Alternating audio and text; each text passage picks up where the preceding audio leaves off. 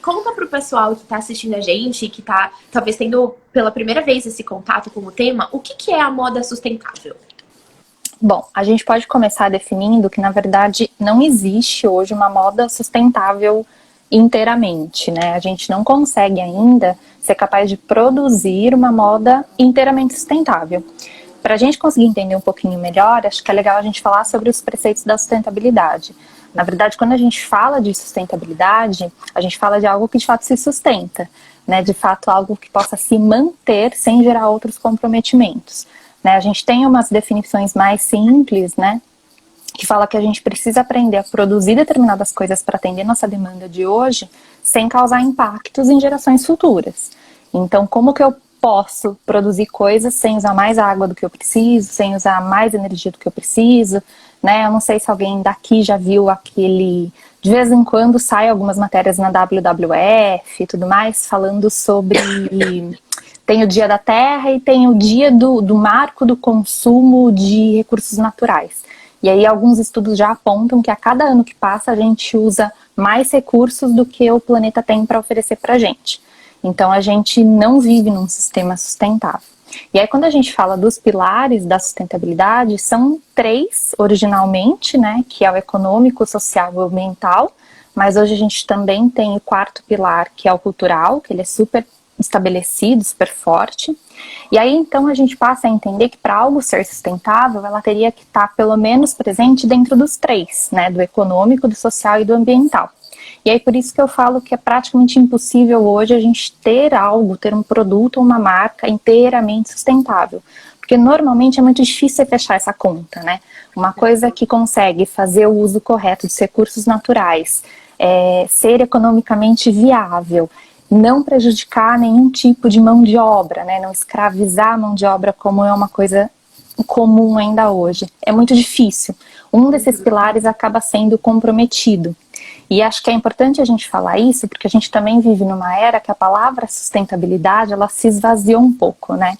Então a gente vê aí diversos canais de venda, não só da moda, mas também da moda, falando sobre sustentabilidade. Então sempre que a gente vê alguma propaganda assim muito afetuosa com essa relação da sustentabilidade, vendendo um produto assim incrivelmente sustentável, duvidem, né? Investiguem. Não que a gente não tenha projetos incríveis nascendo, a gente tem, mas ainda é muito difícil de você falar que aquele produto é inteiramente sustentável. Então, acho que pelo modelo econômico que a gente vive, né, Ju? Quando a gente pensa assim, eu costumo falar muito quando a gente olha para a questão da beleza, dos padrões que nos são impostos, o quanto o modelo capitalista, ele força o consumo e o lucro a todo tempo, né? Então, quando a gente olha para as empresas, elas precisam do lucro para se manter e aí conseguir viabilizar economicamente. Não funciona e aí elas acabam também cedendo em outros pilares para aumentar esse lucro, essa margem, né? Exatamente. Quando surgiu, é um modelo de negócio, digamos assim, incrível, né? Em teoria, quando ele começou. Mas hoje ele já não se sustenta mais. A gente tem um último dado que a gente tem uma média aí de 140 bilhões de novas peças sendo produzidas por ano. É roupa pra caramba, né? A gente ainda não é 8 milhões de pessoas no mundo, né? Então, mesmo que a gente quisesse consumir tudo isso, a gente não ia dar conta. Se a gente for espremendo essa conta, é uma estimativa de mais de 4 mil peças sendo produzidas por segundo.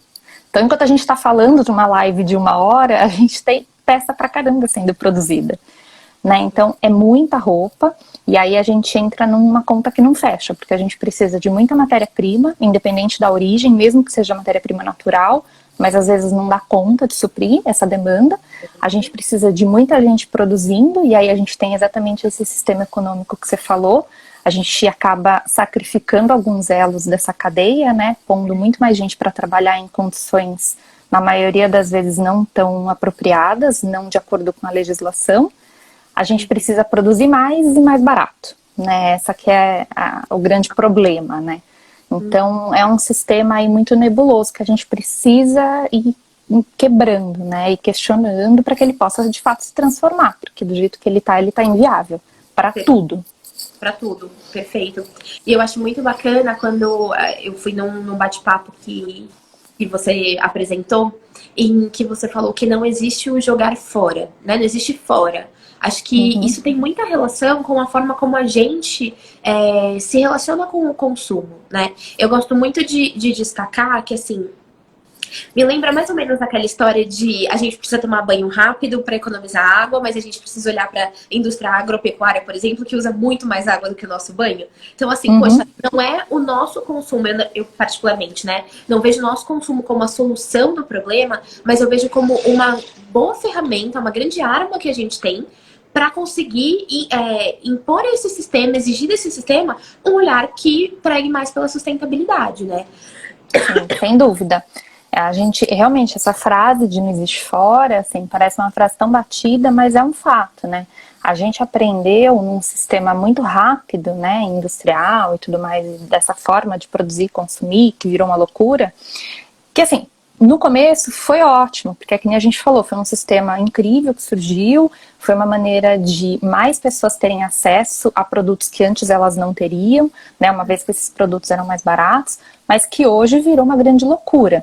E quando a gente fala não existe fora mesmo. Se a gente tem tanta peça sendo produzida tão rapidamente, a gente tem um consumo muito grande e um descarte muito grande.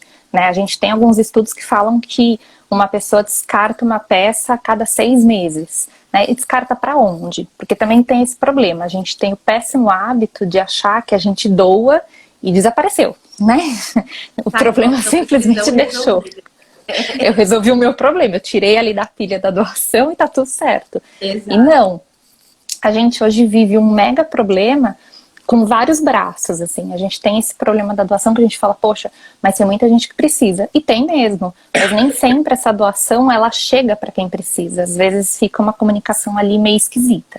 Segundo, é que a gente acha que tem o boom dos brechós, tem muito brechó, então olha que incrível a gente doar ou vender para os brechós. Mas a gente também já está começando a ver uma crise dos brechós acontecendo, porque a gente também já começou a ter muita peça de segunda mão.